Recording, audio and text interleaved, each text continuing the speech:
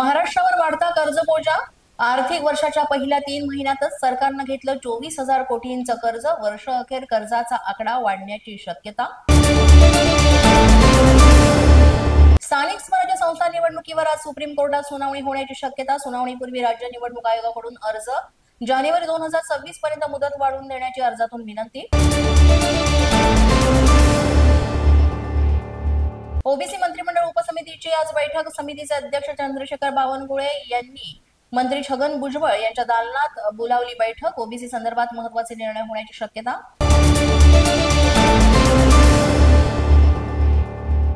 आदित्य ठाकरेंच्या वरळी मतदारसंघामध्ये भाजपचा विजय संकल्प मेळावा। मेळाव्यातून भाजप मुंबई महापालिकेचं रणशिंग फुंकणार। मुख्यमंत्री फडणवीसांच्या उपस्थितीत पार पडणार मेळावा।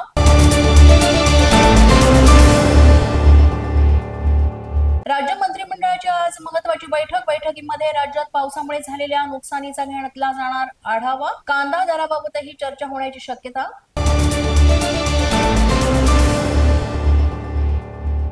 पंतप्रधान मोदींचा उद्या वाढदिवस। मुख्यमंत्र्यांकडून वाढदिवसानिमित्त खास पोस्ट शेअर। व्हिडिओतून मोदींसोबतच्या आठवणींना दिला उजाळा।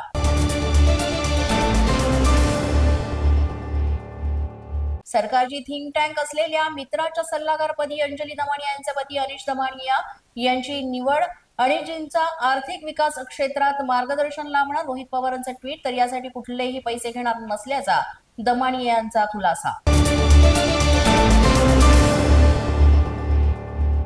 कांद्याच्या दराबाबत आज महत्त्वाची बैठक। पणन मंत्री जयकुमार रावल यांच्या उपस्थितीमध्ये बैठकीचं आयोजन। कृषी क्षेत्रातील अभ्यासक बैठकीला लावणार उपस्थिती। बीड जिल्ह्याला पावसानं चांगलंच झोडपलं। पाटोदा तालुक्यातील 3 नद्यांना पूर। माजलगाव तालुक्यातील चिंचोली गावाला पुराच्या पाण्याचा वेढा। पूरस्थिती निर्माण झाल्यानं शाळा कॉलेजला सुट्टी। जालना जिल्ह्यामध्ये मुसळधार पाऊस। कुंडलिका आणि सीना नदीला पूर। पावसामुळे सखल भागासह शेती पाण्याखाली। आमदार अर्जुन खोतकरांच्या घराला पाण्याचा वेढा। पावसामुळे जनजीवन विस्कळीत। पोलीस माझा न्यूजच्या बातमीपत्रात आज इतकंच। तुम्हाला आमचं बातमीपत्र कसं वाटतंय याबाबत अवश्य अभिप्राय कळवा। यासाठी पोलीस माझा न्यूजचे YouTube चॅनल सबस्क्राईब करा। तसंच आमचं फेसबुक, इंस्टाग्राम आणि ट्विटर अकाउंट फॉलो करा। अधिक माहितीसाठी आमच्या www.policemazhanews.com या वेबसाईटला भेट द्या। आमचे अधिकृत प्रतिनिधी व्हायचे असेल तर स्क्रीनवर दिलेल्या क्रमांकांवर आजच संपर्क साधा। आजच्या बातमीपत्रात इतकंच। पुन्हा भेटूया पुढील बातमीपत्रात। तोपर्यंत पाहत रहा पोलीस माझा न्यूज।